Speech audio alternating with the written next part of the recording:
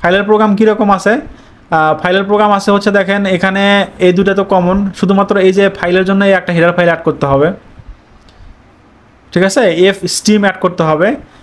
ফাইলের ক্ষেত্রে আমাদের তিনটা ক্লাস আছে, একটা হচ্ছে ও এফ স্টিম, একটা হচ্ছে আই এফ স্টিম, একটা হচ্ছে এফ স্টিম। ও এফটা একটা ফাইল কি করে, সে ওপেন করে। আমরা তো জানলাম যে সিনটা হচ্ছে ইনপুট নেয়, সিনটা ইনপুট নেয় মূলত হচ্ছে কনসোল থেকে। যদি আমি হচ্ছে ফাইল থেকে ইনপুট নিতে চাই তাহলে আমার আইএফ লিখতে হবে।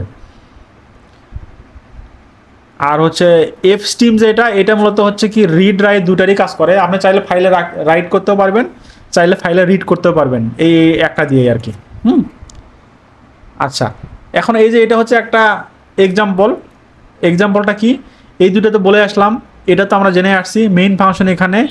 এরপরে কি করতে হবে আমার, এই যে যেহেতু আমার ফাইলের প্রোগ্রাম, এটা একটা ফাইল তো আমাকে আগে ওপেন করে নিতে হবে, এই জন্য ও এফ স্টিম লিখলাম, লেখার পরে এই যে কোনো একটা নাম দিলাম। এখানে মাই ফাইল যে কিওয়ার্ড বিষয়টা তা না, আপনি চাইলে ও এফ এস টি আর ই এম স্টিম লিখে ধরেন লিটন লিখতে পারেন। হ্যাঁ, লিখে এর মধ্যে কী করতে, ফাইলের নাম এফ নেম লিখে ডট টিএক্সটি ফাইলের এক্সটেনশন লিখে সেমিকোলন দিলেন।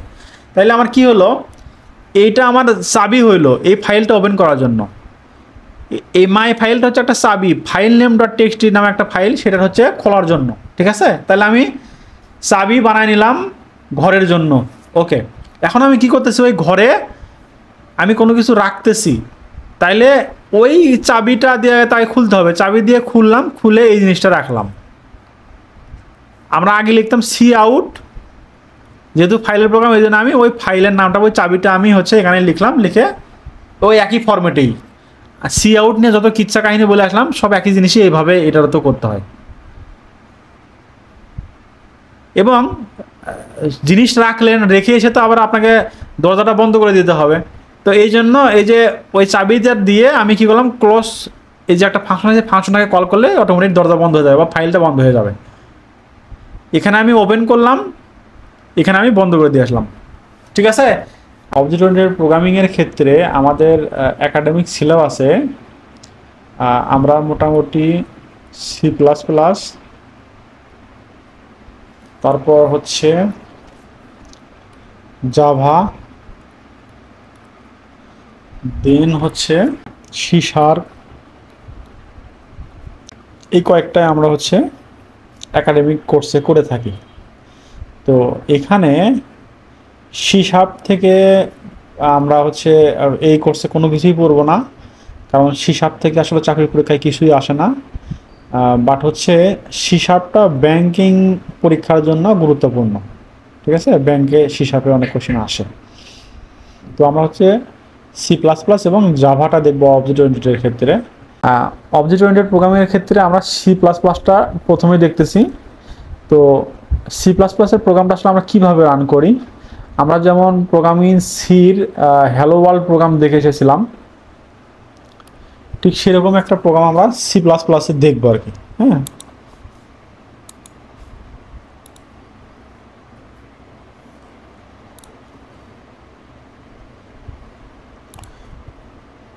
তো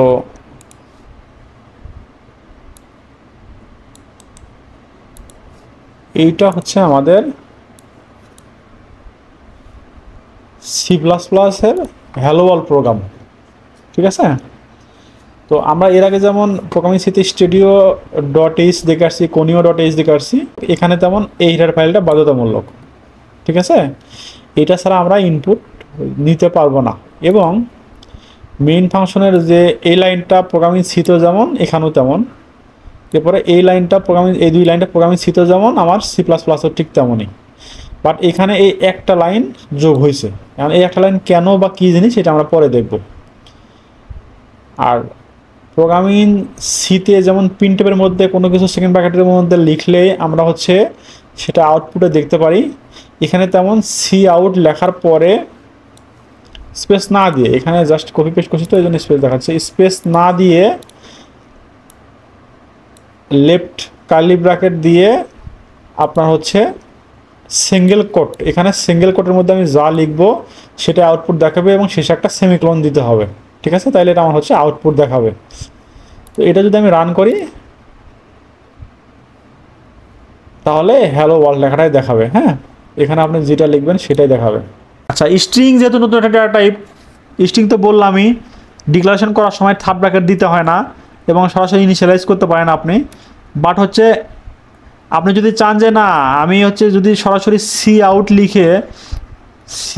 আউট লিখে যদি, এটা তো আমার হচ্ছে আউটপুটের ফরম্যাট, এখানে মাই স্ট্রিং নামে একটা ভেরিয়েবল নেই আছে স্ট্রিং টাইপের, এখানে যদি আপনি মাই স্ট্রিং লেখেন সিউটের মধ্যে মাই স্ট্রিং, তাইলে এই মাই স্ট্রিংয়ের মধ্যে যা আছে পুরোটাই আউটপুট দেখাবে। এখন যদি আপনি এরকম করে মাই স্ট্রিং ওই যে অ্যারের মতো করে লোকেশন দিয়ে যদি দেন যে 0 লোকেশন আমি প্রিন্ট করব, তাহলে এই স্ট্রিংয়ের 0 লোকেশনে যেটা আছে সেটাই দেখাবে। এই স্ট্রিংয়ের 0 লোকেশন আছে এইচ, 1 লোকেশনে ই, 2 লোকেশনে আই, 2 লোকেশনে এল, আবার 3 লোকেশনে এল এবং 4 লোকেশনে ও। তাহলে এখানে আপনি যেটাই দেবেন সেই লোকেশনের ক্যারেক্টারটা এখানে প্রিন্ট করবে। ঠিক একই রকম যদি আপনি আবার এই স্ট্রিং লিখে থার্ড ব্র্যাকেটের মধ্যে যদি কোনো একটা লোকেশনের ভ্যালু আপডেট করতে চান, ওইখানে গিয়ে এটা অ্যাসাইন করে দিলেই হবে। তো যেহেতু একটা ক্যারেক্টার আমি অ্যাসাইন করতেছি একটা লোকেশনে, এই জন্য কিন্তু আমি সিঙ্গেল করে দিচ্ছি এখানে। ক্লিয়ার সবাই এ পর্যন্ত? এখানে যেটা আপডেট করলাম করে যদি ওটাকে আবার আমি প্রিন্ট করি, তাহলে এই যে যেতে 0 লোকেশনে ছিল এইচ, সেটাকে যে হয়ে গেল, এই জন্য এইটার জন্য আউটপুট দেবে হচ্ছে জেলো। আর এখন একটা জিনিস দেখেন, এই যে এক্স একটা স্ট্রিং, ওয়াই একটা স্ট্রিং, ঠিক আছে? এখন দেখেন স্ট্রিংয়ের ক্ষেত্রে যে ডাবল কোট আমাকে দিতেই হবে এটা কিন্তু বাধ্যতামূলক না। যে এখানে দেখেন এক্স এর মধ্যে আমি 10 রাখলাম, ওয়াই ইকুয়াল টু যে 20 রাখলাম, এই আলটিমেটলি সে কী করবে দেখেন, এখানে 20-এর মধ্যে ডাবল কোট দেয় না, তারপরেও সে বাই ডিফল্টভাবে স্ট্রিং ধরে নিছে। জেড ইকুয়াল টু যদি আমি এক্স প্লাস ওয়াই দেই, তাহলে আলটিমেটলি এখানে 20 আর 10 30 প্রিন্ট হবে না, কিন্তু এখানে হবে হচ্ছে এক্সের মধ্যে আছে 10 এবং ওয়াইয়ের মধ্যে আছে হচ্ছে 20। এইরকম করে লেখেন C out X plus Y, তাহলে কিন্তু পিন কী দেবে বলেন তো? এখানে অবশ্যই পিন দেবে 10 আর 20 পিন দেবে, 30 পিন দেবে না কিন্তু, কারণ এক্স একটা স্ট্রিং, ওয়াই একটা স্ট্রিং। তার মানে এই প্লাস চিহ্ন ক্যাসকেডিং, যেটা আপনারা হচ্ছে ওই যে বারবার এই চিহ্নের মধ্যে দিয়ে দিয়ে যদি লিখতেন, এটা যেমনটা কাজ করে প্লাস চিহ্নটা ঠিক তেমনই কাজ করে, কিন্তু সেটা হচ্ছে শুধু স্ট্রিংয়ের ক্ষেত্রে। বুঝছেন কি এই বিষয়টা?